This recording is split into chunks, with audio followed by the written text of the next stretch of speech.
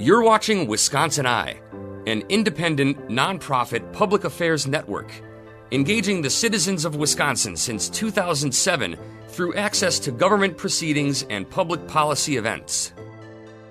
To support programs like this, please consider a tax-deductible donation at wiseye.org/donate or by texting WisEye to 44321.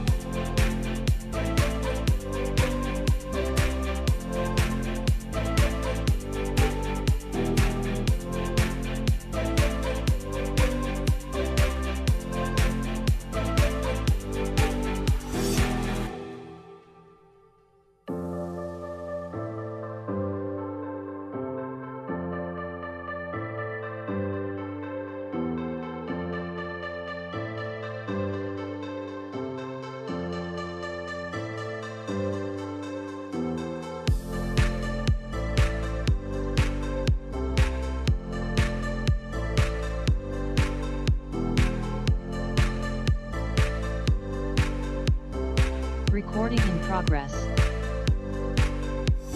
All right, well, good afternoon, and thank you for joining us. My name is Alex Ikatowski. I'm the Director of State Budget and Government Reform for the Institute for Reforming Government.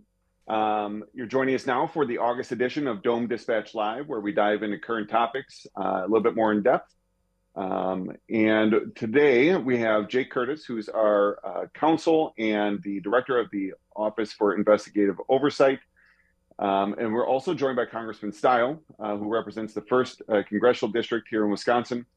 And today we're going to be discussing the failures of the immigration system and what the effects have been on the city of Whitewater.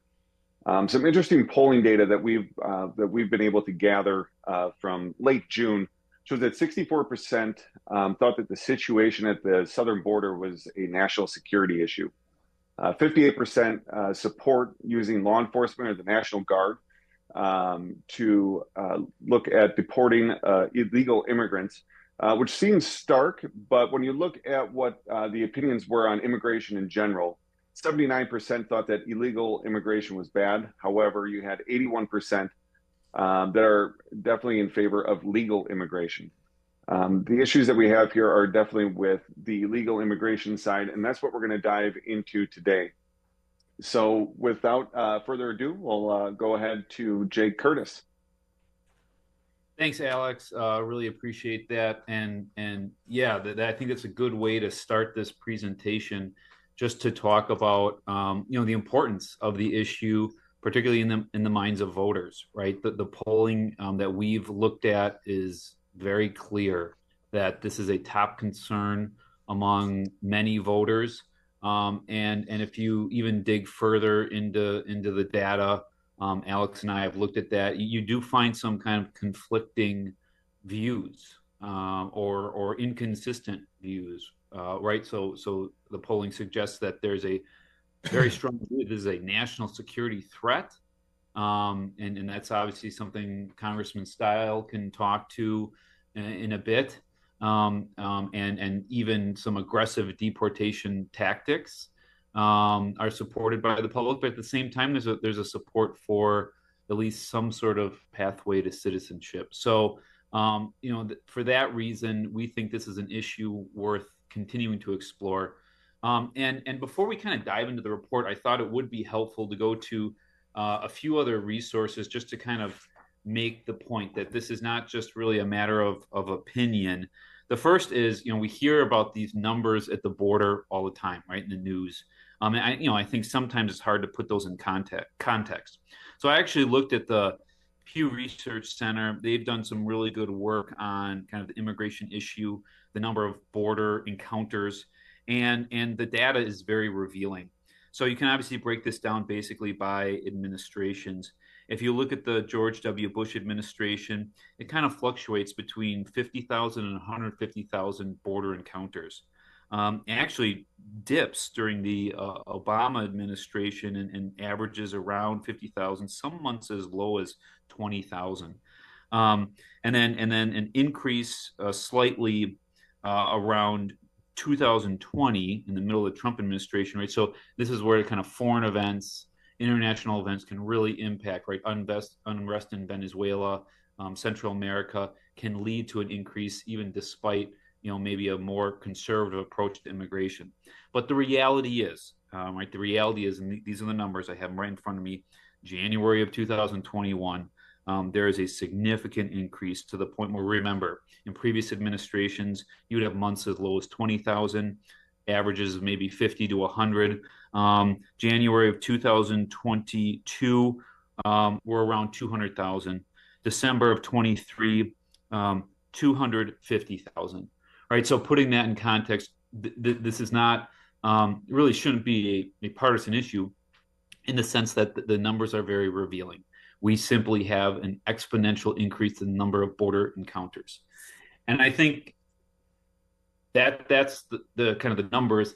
I think there's two reports, and certainly, Congressman Style, I think, will hopefully be able to add some context here, because two reports that the House has done on this issue that are, I mean, absolute must reads, right? If you're on this call, you're clearly interested in this subject. They're not easy reads, but the first one is from the House Select Committee on the Strategic Competition between the United States and the Chinese Communist Party. So basically, the CCP Select Committee, led by former Congressman Gallagher, and really it focuses on the CCP's role in producing the fentanyl precursors that are exported into Mexico, produced, and then again, because of a porous border, because of a failing immigration system, have flooded the United States. And the numbers are simply staggering. And again, this is a 60-page report from the House Select Committee, but one that just absolutely jumps out. In a single calendar year, California law enforcement secured enough fentanyl to kill North America twice over. Right. So this is the crisis we're facing with fentanyl, which again is fueled by a porous border and a failing immigration system. And then just this month, August, the House Judiciary Committee put out a report relating to illegal immigration. And again, this is a lengthy report that's really a must read. I'll just pull out one data point. In one fiscal year, 375 illegal aliens on the U.S. government's terror watch list have been apprehended by Border Patrol. That is startling, right? And so I think the point here is the border crisis, how we are dealing with the immigration kind of system and its failures. There's international implications. There's implications when it comes to the drug crisis and national security. And so there really can't be any debate on that point as far as how critical this is. And so, with that, we have our report. So our report kind of takes it to the local level. And Congressman Style, again, hopefully he'll have some insight relating to kind of the international component, because I do think that's important, but also the local component. And, in addition to being a tremendous leader on this issue of immigration and national security and the implications to national security from a porous border. It also just so happens that Whitewater, really the focus of our report, is in his district. So kind of killing two birds with one stone here, that we have a real national leader on immigration and national security issues, but also the congressman who represents this city. And so when we looked at this issue, first, we actually submitted public records requests and received over 400 records. So that's distinct records. A record could be an email with 10 different attachments. So it's fair to say we've reviewed thousands of pages of records, over 400 actual distinct records. That the city was very responsive, and I feel as though the response we got was very comprehensive. And so we put out our report in June. and to the congressman's credit and to other members of the Wisconsin congressional delegation, Chris Reeder with IRG and myself met with the Wisconsin congressional delegation, had really great conversations. And so at least our Wisconsin congressional delegation understands the importance of this. Congressman Style actually went on numerous national outlets referencing the report and talking about how important of an issue this was. And I think it's important to say, right, even prior to our report, right, so it wasn't just a report in January of 2024, Congressman Style immediately recognized this as a problem and hosted a roundtable in Whitewater, and again, has been a true leader on this issue. And so we submitted the public records request, and for those that aren't actually familiar with the report, we did so because in December into January of this year, local leadership in Whitewater, in particular, the police chief, started to reach out to officials all the way up to the White House, basically alerting them to the fact that we have a problem in the city of Whitewater in the sense that we are witnessing a significant increase in a migrant population. We don't know how these individuals are getting here, and we don't have the resources, we don't have the bandwidth to actually deal with this problem. And again, so significant to the point that they actually had to reach out to the White House. They reached out to Senator Baldwin, Senator Johnson, and then other state leaders. And the reality is, right, I'm paraphrasing here, but it's in the report. The reality is the city of Whitewater really has gotten little to no assistance from any other government entity. There have been meetings. There have been attempts to maybe address some of the concerns, but very little support. They've kind of been left to deal with this issue on their own, to the point, and we'll get into the details here, but they're looking to referendum in the spring of 25, at least according to the communications that we've reviewed. And so they're left to deal with this situation. So, the records were revealing that we received. And what's, I think, the most interesting thing is this was not kind of the overnight bus that sometimes we see in kind of the national news stories. This was not a quote unquote sanctuary city that kind of sought immigrants. This was something that happened slowly over the course of basically 2 years. And the theory, and the city itself, and in various emails calls it a theory, is that after COVID-19, there was really an abundance of student housing. Those of you that are familiar with Whitewater know that it's you go outside the city limits, and it's relatively rural, farming communities, and manufacturing, all of which need labor. And so it's this confluence of events, abundant housing coming out of COVID-19, and the need for labor. And so when individuals have been apprehended at the border, and this is a newer development, right? I think traditionally we think individuals that are trying to gain entry into the country evade or avoid border patrol. The reality is kind of the new strategy, newish, right, over the last few years has been to seek asylum. And so individuals actually essentially surrender themselves to the Border Patrol, declare that they're seeking asylum. They are ultimately given a hearing in the Midwest. It's a Chicago immigration court, and they're giving a hearing date, which can be years down the line. So the question becomes, well, what do they do in the meantime? And so many times the Border Patrol will encourage them to think of family connections that they have. And if there is a family connection, they'll essentially be provided transportation to that municipality. And so in this case, at some point, there were individuals from Venezuela, Nicaragua that had a connection to Whitewater. Maybe word got out that there was the need for labor. And slowly over the course of between basically 2021 and 2022, the city of Whitewater started to observe a significant increase in migrants from Venezuela, Nicaragua, and other Central and Southern American countries. And that has put a strain on the city. So I'll pause there. And Congressman Style, if you want to maybe talk about these reports, which again, I mean, I guess you got to be a real policy nerd to like this stuff, but the CCP report, the Judiciary Committee report, these are absolute must reads. And the House and many of you have done, I think, really tremendous work because the Senate's not doing it, the administration's not doing it. If you want to start with there, and then we can kind of jump into the report.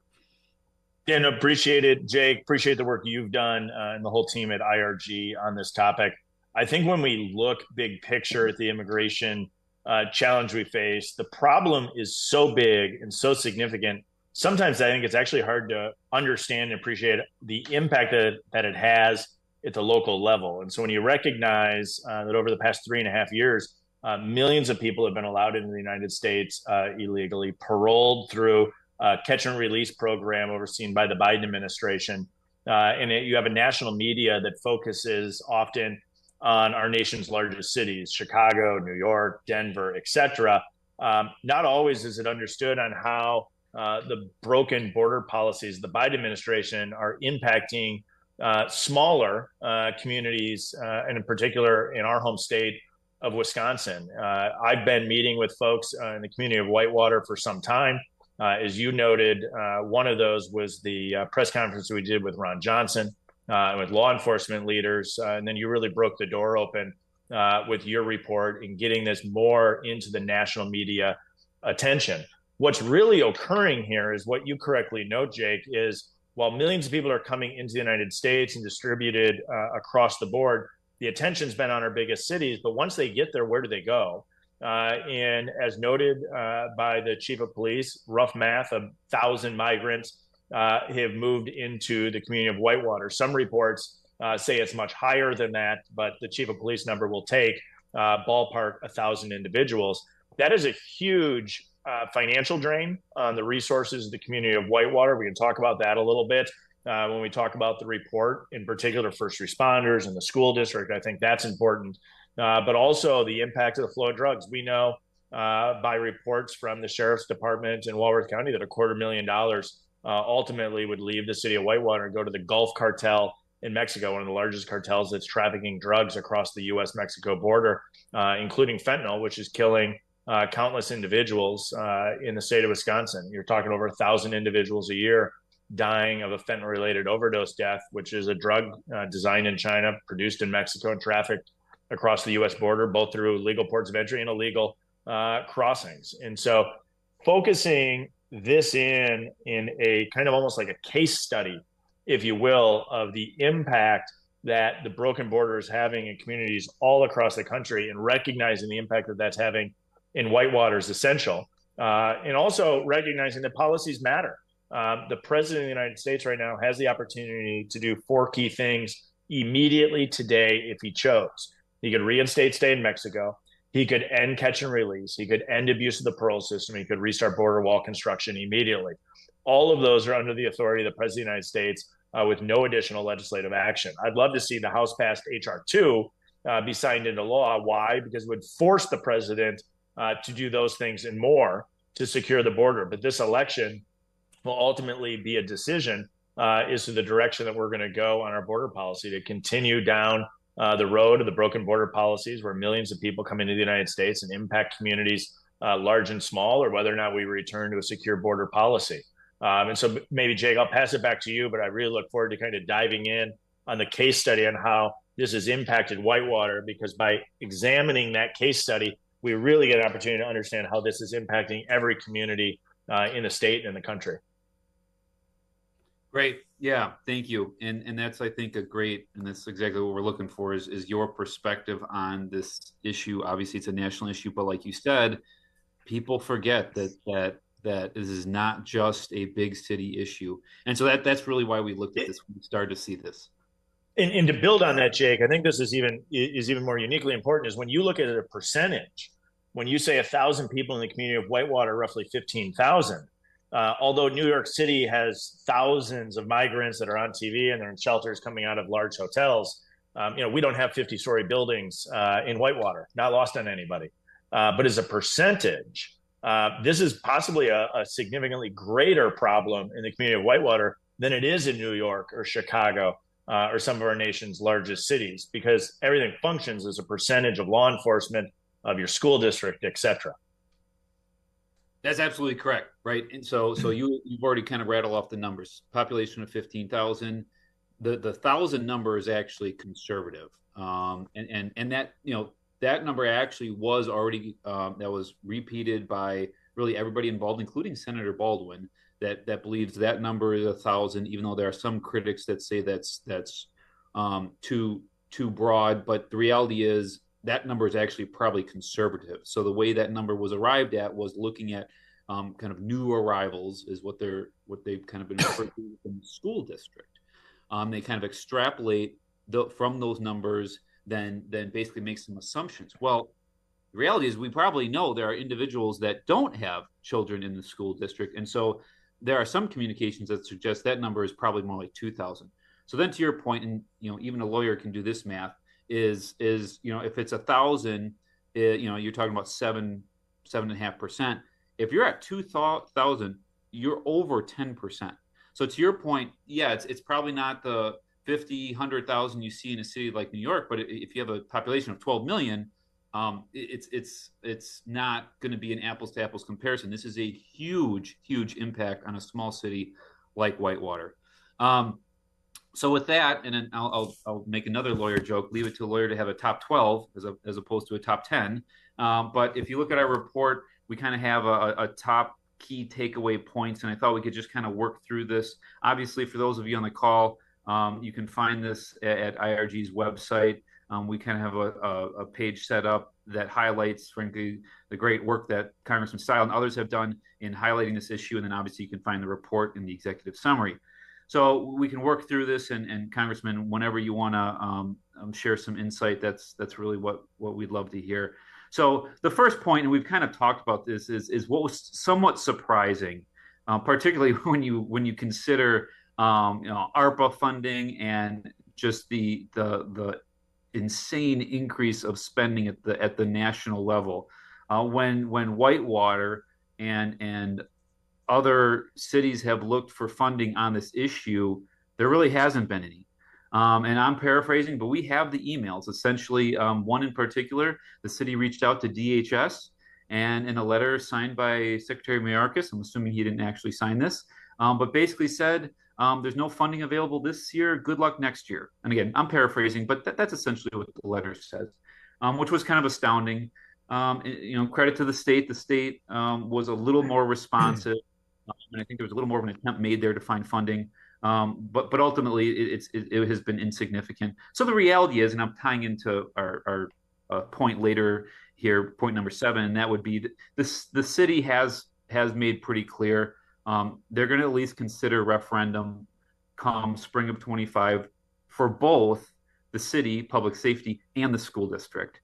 And so, Congressman, to that point, this isn't some right-wing talking point. The reality is when you have an increase to a city, they have levy limits, right? And I think that's a good thing. They can't just, increase local property taxes by 20%, right? It's got to be tied to new construction. So if you have an increase, though, of a new population of 7 to 12%, how do you pay for the increased school resource officers, increased police officers? And we can go through some of the more specific things, but there's just not enough funding.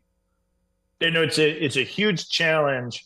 And there's two things that play out here in real time. One, I think a lot of our federal policies were built to provide these resources to our nation's largest cities. And so the broader structure, as these policies were drafted, really had a mindset focus on places like Chicago and New York, not a mindset focus on smaller communities.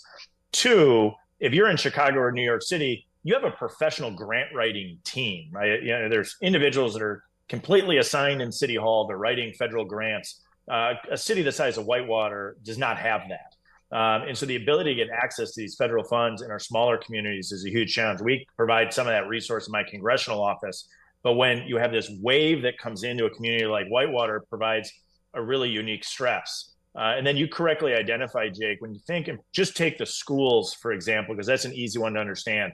There's a lot of reports that rough math, 200 individuals arrived in the school district, primarily from Nicaragua and Venezuela, in a school district of roughly 2,000 students. So a rough math, 10% increase. A large number of those individuals don't speak English as a first language, have a Spanish dialect that doesn't always match the available Spanish language teacher. Not everybody who is not familiar with the Spanish language throughout the Americas is familiar that the dialect shift between different countries can be quite significant.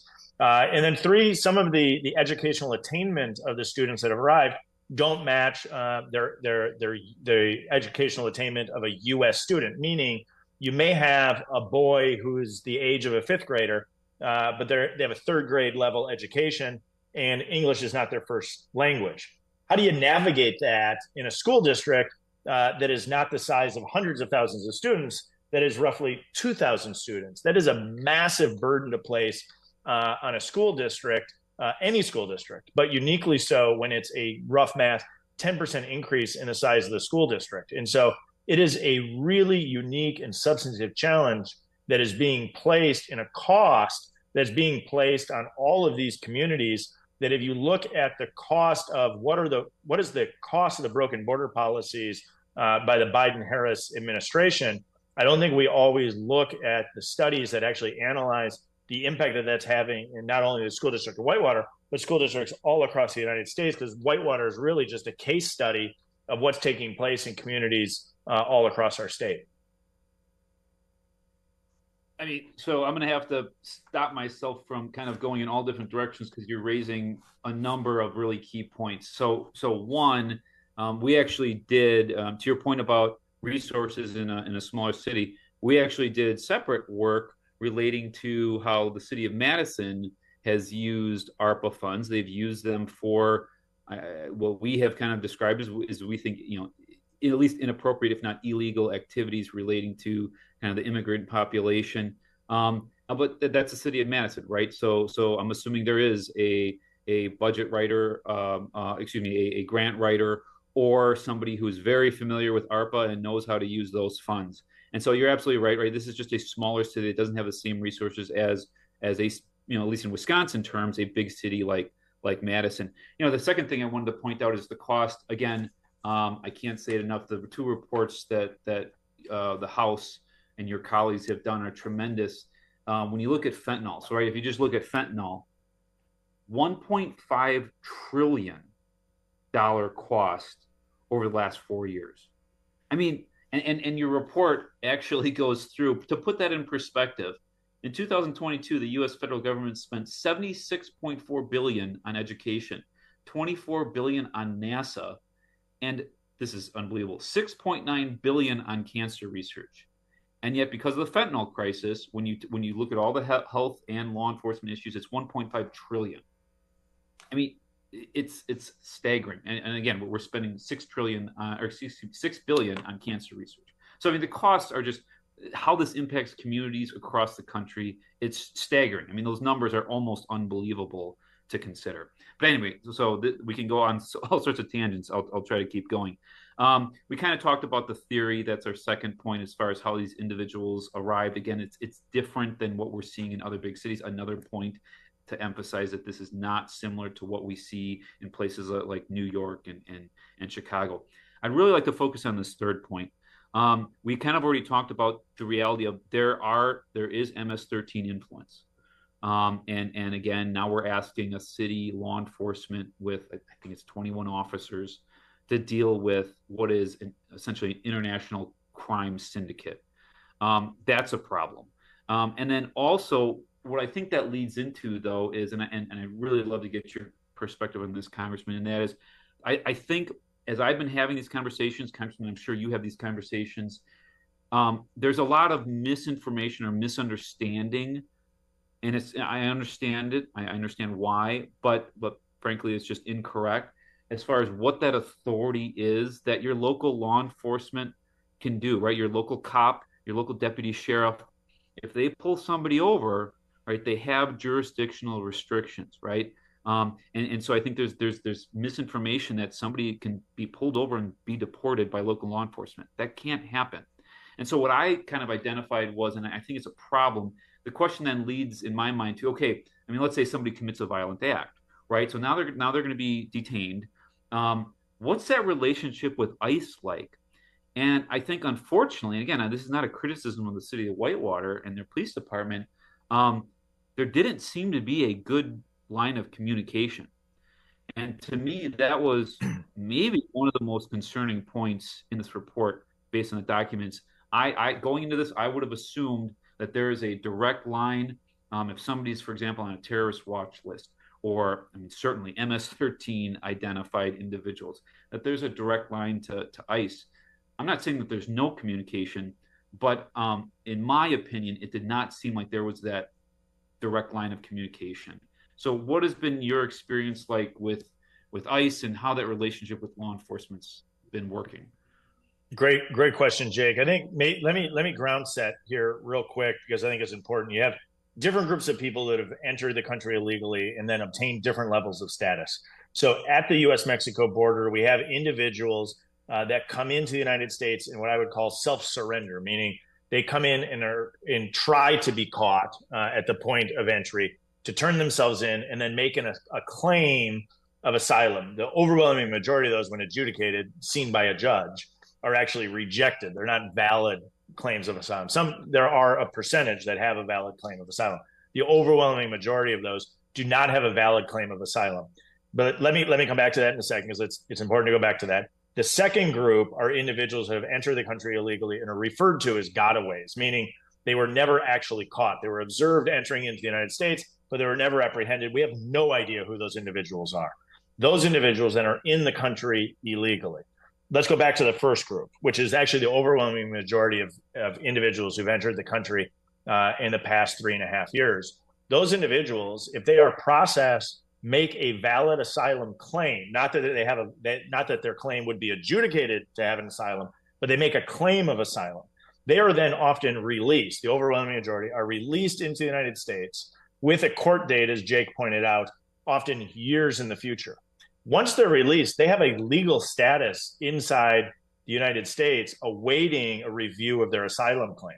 And so once that individual is in, they have freedom of movement, no different than anybody else joining this call, no different than anyone else in a community. They have that freedom of movement because they're here awaiting their asylum adjudication, which is often years in the future. So many of these individuals that are coming to communities, could be Whitewater, could be any community in the state of Wisconsin, have that level of freedom of movement. And so if they engage or law enforcement interacts with that man or woman, they're treated as if they're any other citizen. And so that's a big challenge. And then we get into the crime issues, we get into other things when those individuals who have that asylum status, what we call catch and release, that ability to track those individuals and to maintain the public safety features that are essential in any given community become really difficult, Jake.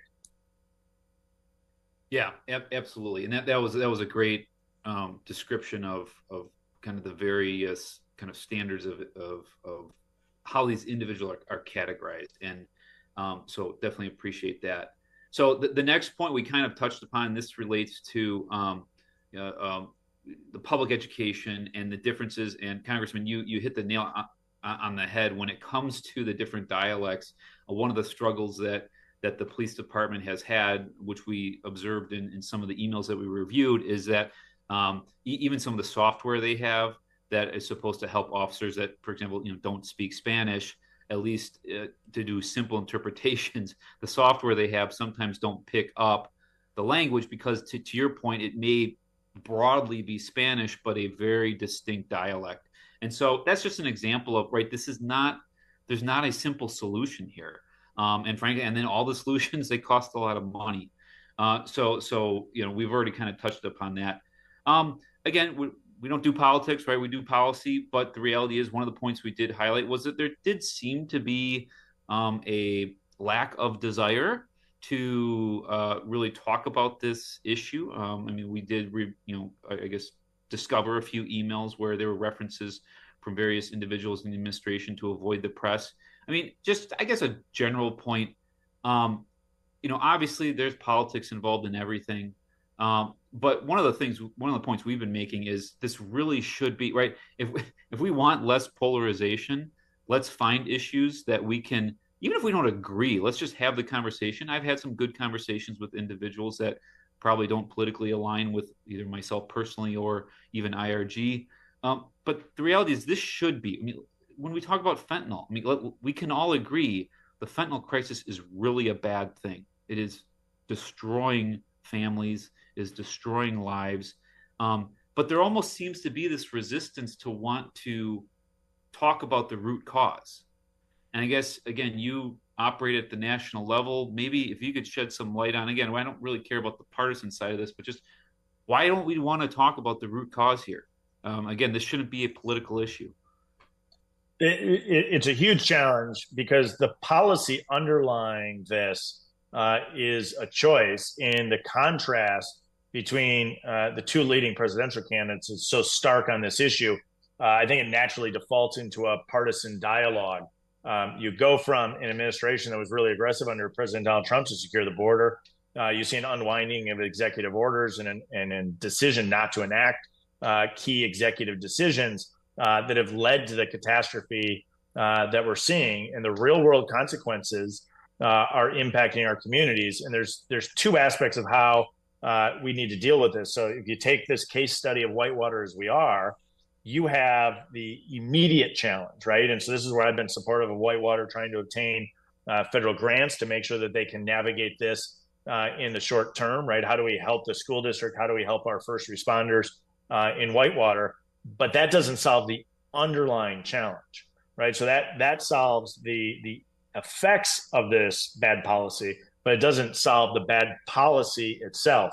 Then separate of that, at the federal level, what we need to do is dramatically change course on the policies that are allowing this to happen, right? So if you end catch and release, you end this process of individuals coming in, making asylum claims that at the end of the day will be adjudicated to not be valid, and releasing those individuals in the United States. It's like, why do you need to reinstate stay in Mexico? It's allowing individuals to stay in their country of origin or the first safe country they arrive in to be able to have that asylum claim heard. It's way safer for the individual than making this arduous journey.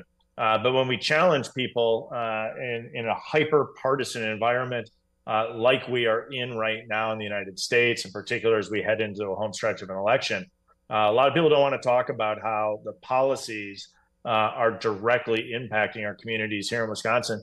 But the more we're having these conversations, the more having a frank dialogue about how federal policies are impacting us here in Wisconsin, the better off and the stronger we are as a democracy.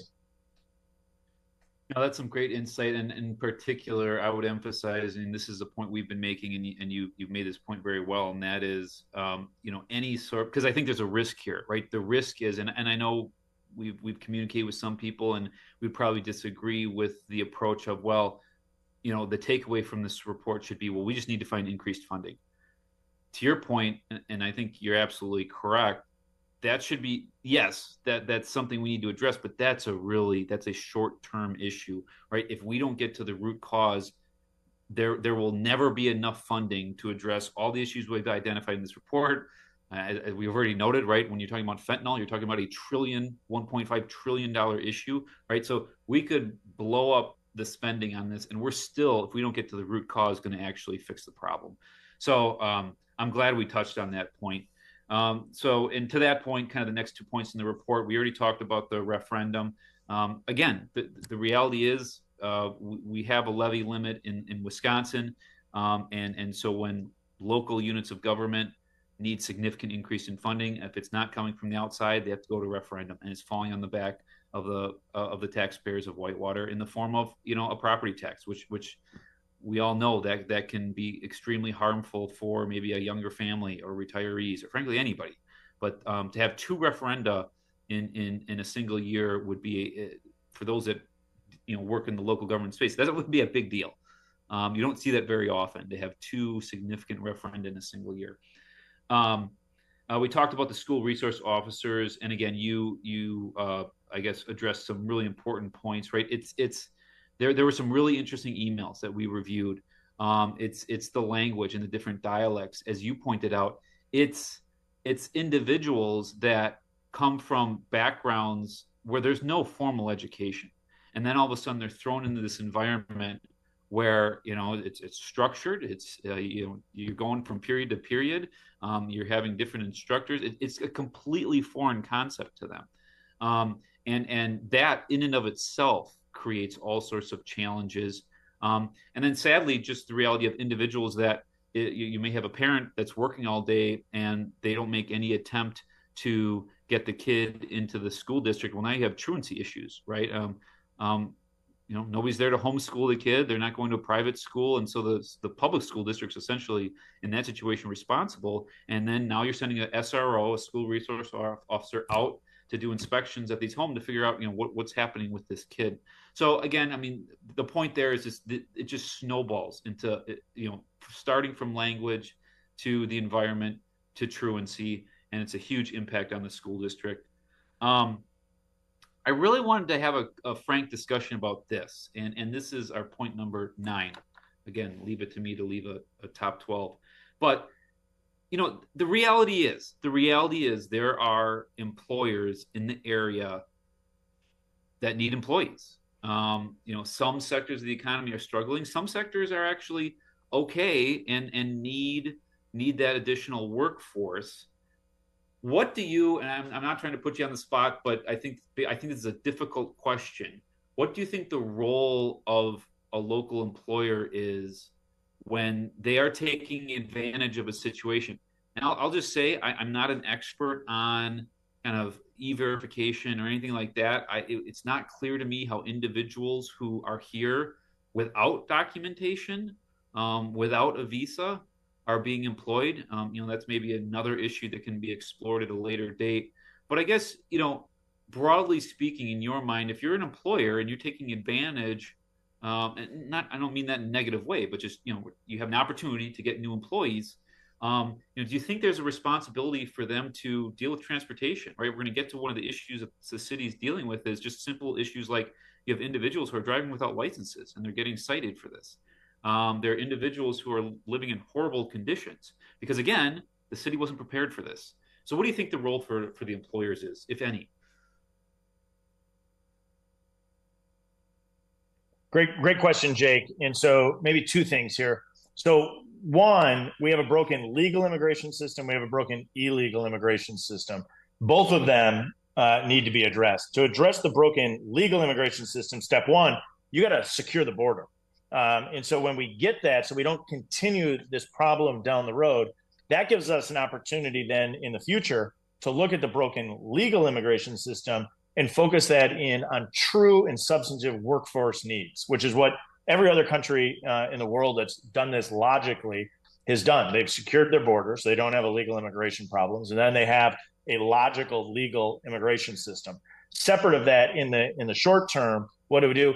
Businesses need to be held accountable to follow the law. I mean, I think it should be that clear. If a business is knowingly and intentionally breaking the law to obtain lower cost labor, they need to be held accountable for that. There's no room in our system for anyone, including businesses, to skirt the law, and that has a real impact on individuals who are in the country legally, in particular U.S. citizens, from being able to obtain those jobs, in particular at higher wages. And so I think a lot of this at the end of the day is we're a country of laws and we need to follow those, both securing the border and actually enforcing the law at the border, but also making sure that businesses are not skirting the rules and are also following the law.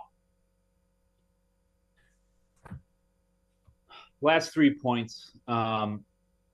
The involvement of other groups, I have to admit, some of the groups, it was surprising, right? So you see Planned Parenthood involved and other groups they're very, I guess, pro-immigrant, which is fine, but I think it begs the question: are these individuals that really appreciate some of the other issues we've been been addressing, or aren't frankly motivated to really see any sort of security at the border?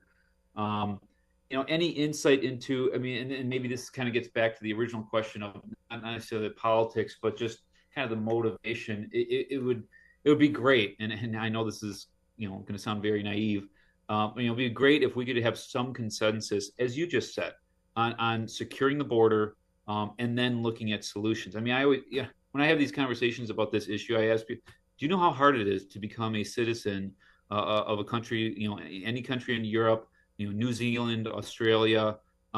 They have strong borders. Obviously, New Zealand, Australia, somewhat unique, but in Europe, strong borders. And so what's the likelihood that we see, consensus that we need a solution at the border to secure it, and then we can deal with some of these other issues that we've been addressing?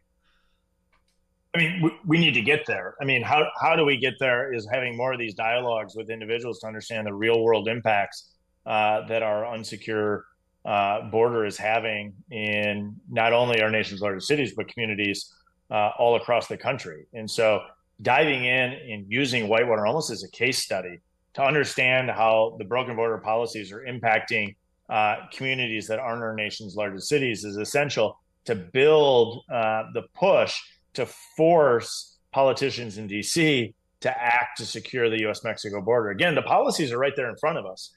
We know what works. We need to implement it. And what we've done is set up a system that exacerbates the problem by catch and release, et cetera. It's kind of, as you alluded to very early on, how are these individuals getting to Whitewater? Word of mouth travels at a very different rate today than it did 100 years ago. And the ability to network in and talk to people, the vast majority of people coming across have a phone or have access to a cell phone that's operational. They're texting just like everybody else here on this call would do. They're able to find the information and find out where they want to go. And so at the end of the day, this is about changing federal policy to secure the U.S.-Mexico border. And upon doing that, gives us a huge opportunity to address a broken legal immigration system. Yeah, those are great points. And I guess the one thing I would add is what I find very frustrating is we seem to be in this place where, right, so critics would, listening to our call, probably describe, all of us, at least, yourself and myself as being, well, we're anti-immigrant because of the issues we've been raising. And then on the other side, individuals that are pro-immigrant, right? Don't want to necessarily address some of these issues. I mean, and I find that frustrating because you can walk and chew gum at the same time. You can say, all of us presumably, right, at some point had family members that immigrated here, and we've already talked about, the reality is there are certain industries that need increased labor participation, and immigration may be part of that solution, or at least, if not permanent status, some sort of work visa. But that shouldn't mean, and so in my mind, that's pro-immigrant, right? Recognizing that, we all derive from immigrants, we need immigration, but at the same time, we can still have a secure border. So I'm probably repeating myself at that point, but I find that to be the most frustrating thing in this debate is the second somebody makes any of the points that you and I are making, we're described as anti-immigrant, and that's just not the case.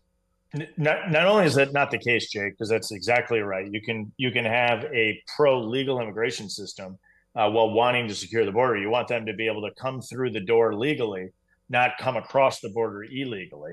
But two, those individuals that claim that they are pro-immigrant by allowing the unsecured U.S.-Mexico border are completely ignoring the fact of how absolutely dangerous this is for individuals to make this journey across the U.S.-Mexico border, which is overwhelmingly controlled by the Mexican drug cartels. I've been to the United States-Mexico border multiple times. I've spoken to Border Patrol agents, and I've spoken to young women who have come across the border. I think if somebody's 15, 16 years old, and the abuse that's occurring to these young women makes your stomach curl. And we have seen that then at the local level. So that's the macro. Then we've seen that at the local level in the community of Whitewater. You referenced Planned Parenthood. We know, and it has been reported that there's been multiple sexual assaults of some of these young girls who have found themselves in Whitewater. Often people are living in rooms and in homes with non-relatives, meaning a 15-year-old girl may be in the same room as a 25-year-old male that has no familial relationship to it. In what is occurring from a sexual assault standpoint to some of these individuals who are illegally crossing the border makes your stomach curl. And so those individuals that claim that they're pro-immigrant are completely ignoring how absolutely dangerous it is for an individual to make this incredibly arduous journey. And the more President Biden and Vice President Harris are announcing to the globe that the U.S.-Mexico border is unsecure, the more individuals who are making this dangerous journey rather than securing the border, ending the illegal immigration, and then allowing a proper and structured legal immigration system to take place. Well, yeah, you stole my thunder. That was going to be the last point. You really summarized all of the key points. It wasn't a complete focus of the report, but you can't really ignore. And so you talked about the dangers of crossing, right? And I mean, these people are basically just used by the cartels, right? So they're either basically extorting them for insane amounts of money, $5, $10, $20,000 just to get them across the border, or they're literally using them as mules to transport drugs into the country, often being abused along the way. And then you pointed out, and then we record all this in the report, the incidents relating to, and again, you did a great job summarizing. This isn't a niece arriving to live with her uncle. I mean, it may be, but the problematic scenarios are, right, the 15-year-old young lady that's all of a sudden in a room in an apartment unit with three other guys that have no familial relation. And again, we have the records, right? We've seen the police reports. This is happening. In one particularly disturbing one, kids are playing near a park, and they find a baby, deceased baby, in a garbage bag, right, in a ditch. I mean, so these horrible stories are happening. A family living in literally a trailer, right, a shed, a garden shed in -10-degree weather with a baby. So this stuff is happening, and as you said, it's because there's the city was not prepared for this, and so it all gets to, again, systematically, we want a system where it's a managed immigration system where there's not a 10% increase in the population in a year. No municipality can absorb that. The final thing, and just kind of another, I think, just proving the points that we've been making, we actually have the data showing, and I think this is really interesting, and I know you have a good relationship with law enforcement. I think there's this assumption. So we've kind of rattled off all these negative examples. Those are almost anecdotal, in the sense that there's not some huge increase in violent crime in the city of Whitewater necessarily. But that's not a good thing. It's because, and the police chief has been very clear about this, because they're spending so much time, they being the police force, are spending time on things, as I mentioned, driving without a license, right? A civil forfeiture. It's not addressing any sort of immigrant status.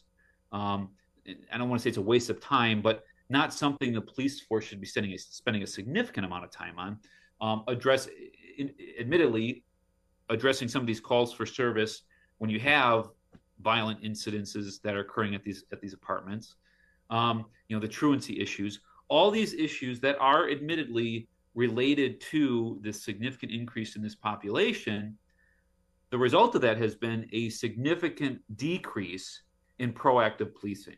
And again, I mean, I'm not going to bore everybody with the numbers, but the chart is an increase in issues like driving without a license, significant decrease in things like, we all get annoyed if we get pulled over, but in the back of our minds, we kind of know that that's a good thing. We know that the police are out there protecting the community. More problematically, a significant decrease in OWIs, right? They just don't have the bandwidth, don't have the officers to do things like proactively police and pull over that individual that's frankly a danger to everybody else.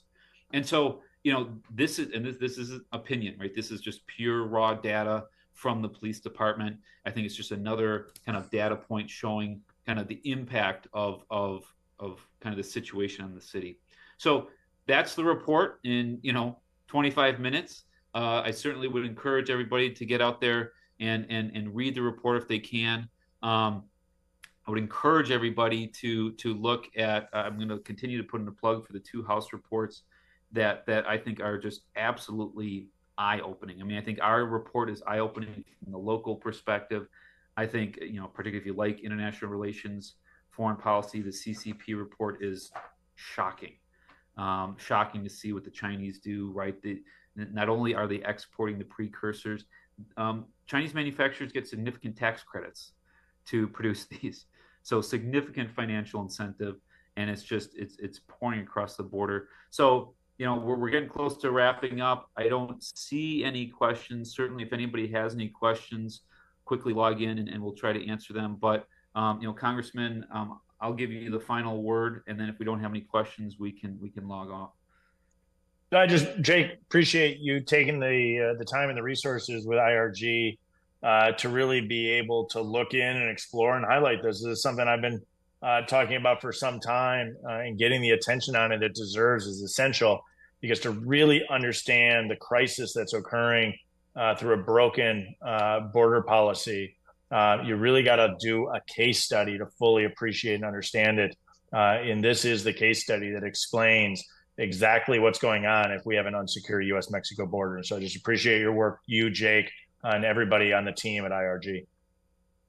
Thank you, and we appreciate your focus on this issue, and we're going to continue to do what we can to highlight and to continue to do more work on this. And again, I encourage everybody on this call to follow Congressman Stile. Again, I mean, selfishly, he's from Wisconsin. He's a Badger, so we love that. But the reality is there aren't many people that have been focusing on this issue in a meaningful way. And I'll keep partisan shots out here, but I think that on both sides there are people that love to go to that photo op at the border, and I'm not sure they do anything after that. So Congressman Stile has, yes, he's gone to the border, but he's also done the real hard work of focusing on these issues. And so we appreciate you certainly appreciate today, and then we're going to continue to follow you and support kind of your efforts in any way we can. Thanks, Jake. Well, thank you so much, Congressman Stile. Thank you very much, Jake, for that great presentation. If you are looking for more information, IRG's website has the report that Jake alluded to that he put out a couple months ago. Has relevant information about the story in Whitewater. You can follow Jake on Twitter. He's active there. And just a thanks again to Congressman Stile for joining us. So with that, we'll be a wrap for today, and we'll see you all next month. Thanks. You have been watching a production of Wisconsin Eye, your unfiltered window into legislative deliberations and public policy programming, where our mission is to provide Wisconsinites an opportunity to access the legislative process and connect with conversations that inform our citizenry. Please consider supporting our mission, and thank you for watching. Wisconsin Eye, policy made public.